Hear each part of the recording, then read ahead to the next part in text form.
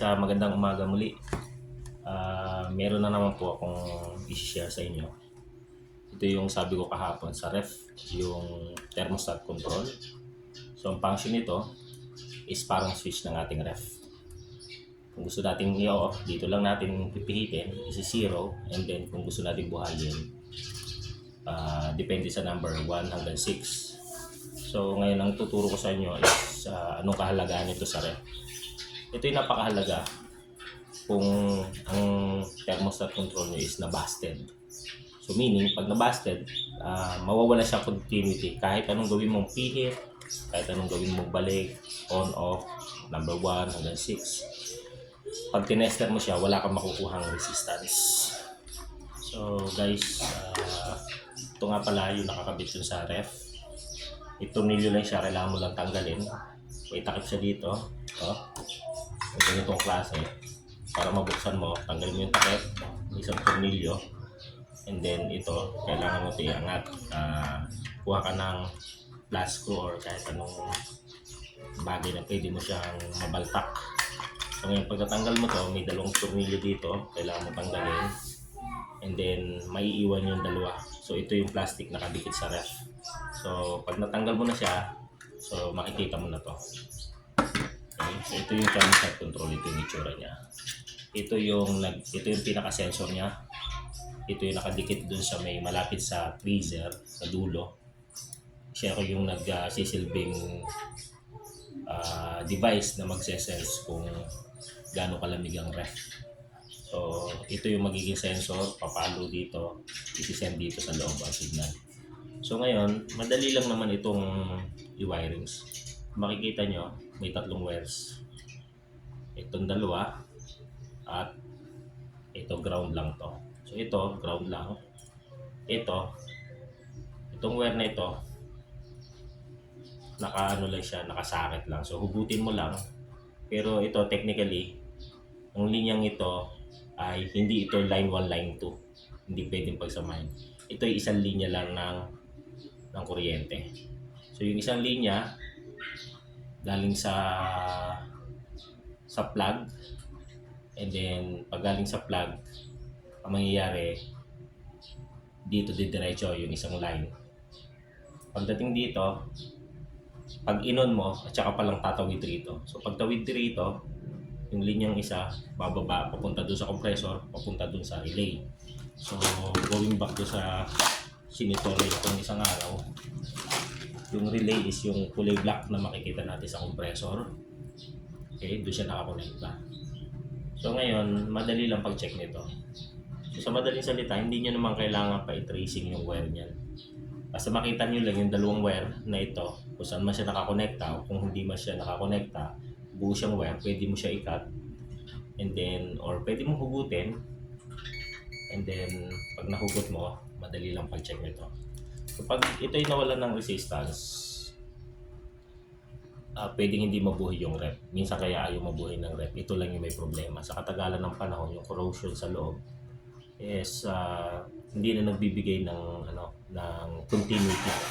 Kaya nangyayari, kahit i-on mo siya, hindi na nagko-connecta itong dalawa.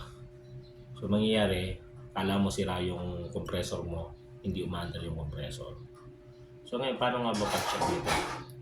Kung nagda-doubt ka na baka ito yung problema kasi hindi nag-automatic or hindi mo ma-switch off pagka gusto mong i-off, o kaya hindi mo mabuhay kung gusto mong buhayin. Dalawang klase ang pagkasira nito. Ang isang pagkasira nito, pwede siyang masira na naka-normally na parang naka-off siya. Kahit anong pihit mo, pero sa loob parang naka-off siya, naka-disengage.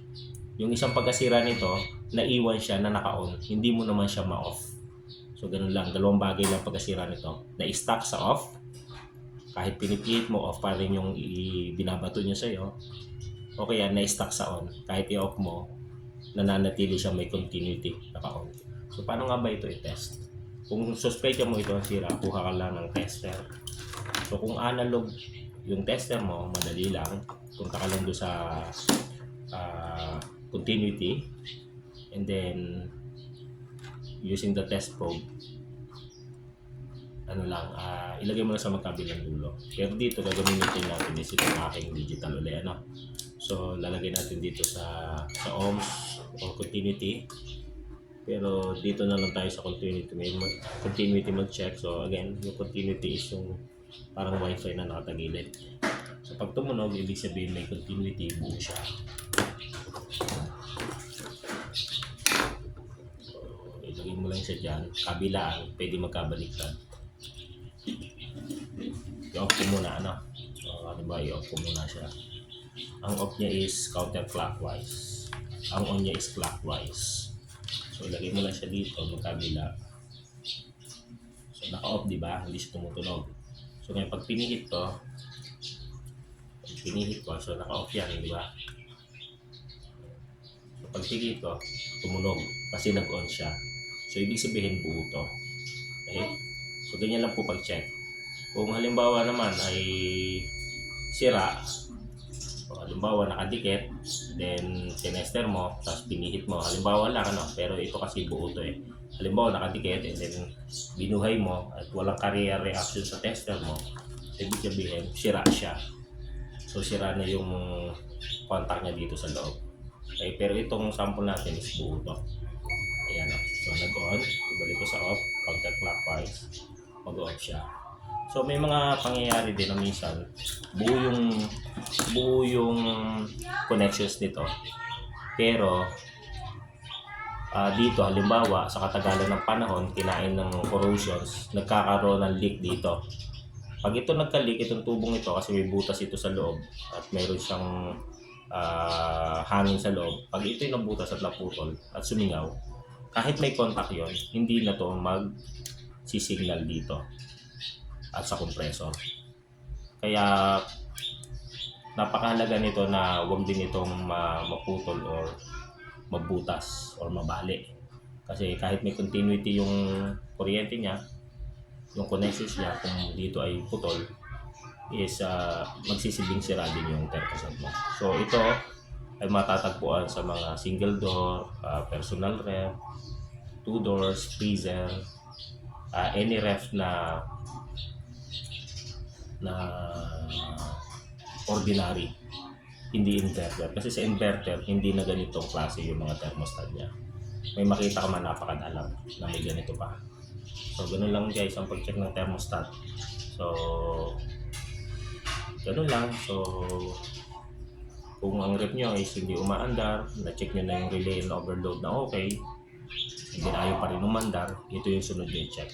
So, pag may continuity buo, pag wala, sira. Ganun lang guys. So, maraming salamat. God bless you.